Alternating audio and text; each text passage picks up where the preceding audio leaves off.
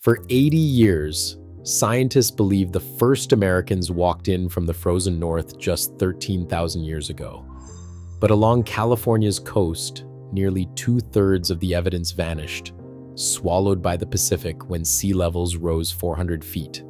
Only the Channel Islands remained, preserving layered clues to a human story thousands of years older than the textbooks allowed. Why did these isolated outcrops hold the key to rewriting America's beginnings? And what does the lost shoreline still hide? At the height of the last ice age, California's coastline stretched miles beyond today's familiar cliffs and beaches. Sea level stood nearly 400 feet lower, exposing a vast plain where rivers met the Pacific and kelp forests fringed the edge of the continent. This ancient shoreline teemed with life, offering rich resources for early people, yet almost all physical traces of their presence now lie hidden beneath the waves. As the glaciers melted, the ocean rose relentlessly, swallowing up to 65% of the land that once formed California's coastal margin. Entire river valleys, estuaries, and campsites disappeared under hundreds of feet of saltwater, erasing the evidence that could have rewritten the story of the continent's first inhabitants.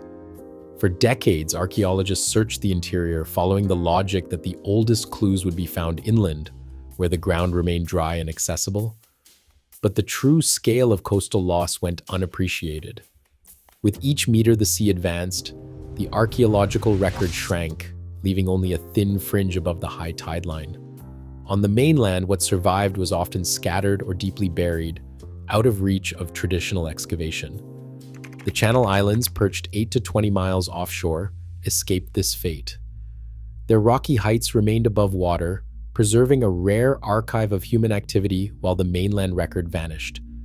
The islands became the last accessible fragments of a world erased by the sea, a world where the first Californians made their homes, gathered food, and left behind the clues that would finally challenge the old migration story. The search for answers shifted offshore, toward the only places where time had not washed the evidence away. Archaeological teams began their search on the Channel Islands, 8 miles off the California coast, where the land had escaped the rising seas that erased so much of the mainland's past. Here, in wind-carved caves and along ancient terraces, they uncovered layers of human life that reached far deeper than anyone expected. Beneath the surface, deposits revealed a story of continuous occupation stretching back as far as 16,000 years ago, thousands of years before the inland Clovis culture appeared. Hearths, tool-making debris, and food processing areas lay stacked in orderly sequence. Their preservation owed to the island's isolation during the Ice Age.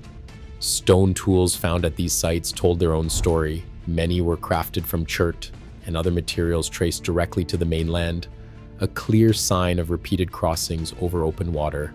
These journeys required not only the ability to build watercraft, but also the knowledge to navigate shifting currents and tides. The Channel Islands had never been connected to the mainland, even at the lowest sea levels.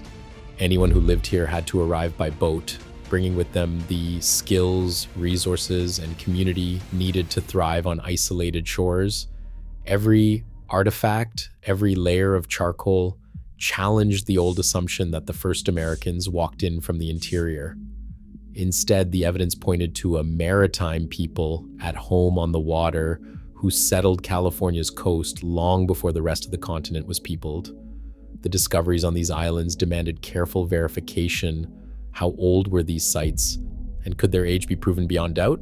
Apple was assigned a unique identifier such as AS02, ensuring a clear record from excavation through analysis.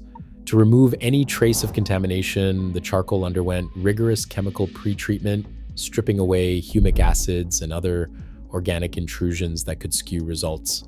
The next step was accelerator mass spectrometry, or AMS, a method capable of measuring the tiny traces of carbon-14 left in ancient material. Each lab worked blind, unaware of the other's results, applying their own protocols and calibrating against international standards. The results arrived in close succession. All 3 labs returned radiocarbon dates that clustered tightly between 13,000 and 16,000 years before present, with error margins of less than 150 years. Statistical comparison confirmed that the dates overlapped within a single range, eliminating the possibility of laboratory error or random chance. This triple lab consensus left little room for doubt. The Channel Islands sites were occupied thousands of years before the Clovis culture appeared inland. For the first time, the timeline was locked in place by independent scientific confirmation, shifting the focus from speculation to established fact. The results were striking. Island remains showed delta 13 C values near -20 per mil and delta 15 N values around +12 per mil, numbers that match a diet sourced almost entirely from the sea. Analysis indicated that about 80% of the protein consumed by these early Californians came from marine resources, fish, shellfish, and sea mammals drawn from the kelp forests surrounding the islands. These kelp forests, stretching from Alaska to Baja, formed a continuous green corridor along the Pacific coast. Marine biologists have measured their productivity as among the highest on Earth, supporting dense populations of edible species year-round.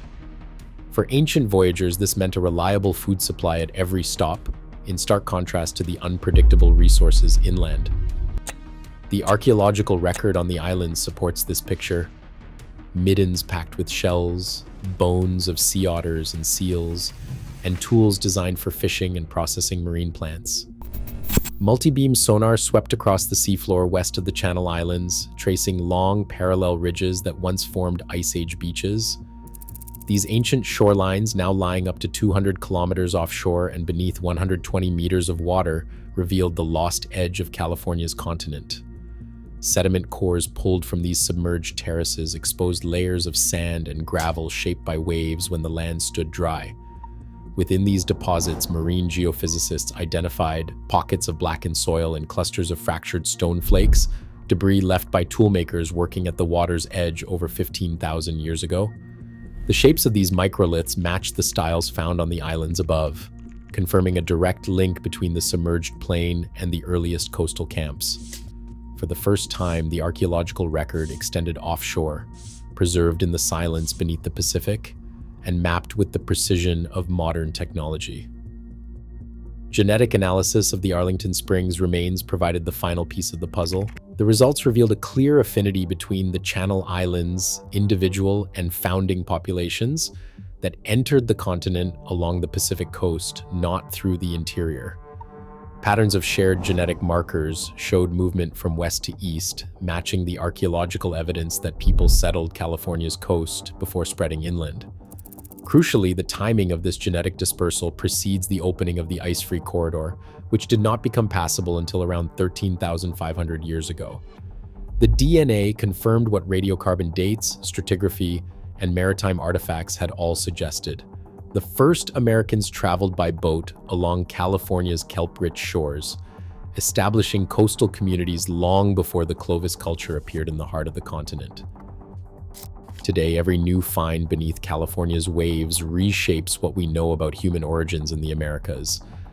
As underwater archaeology advances, the Pacific still guards secrets older than Clovis. California's coast reminds us history isn't set in stone, it's waiting just beneath the surface.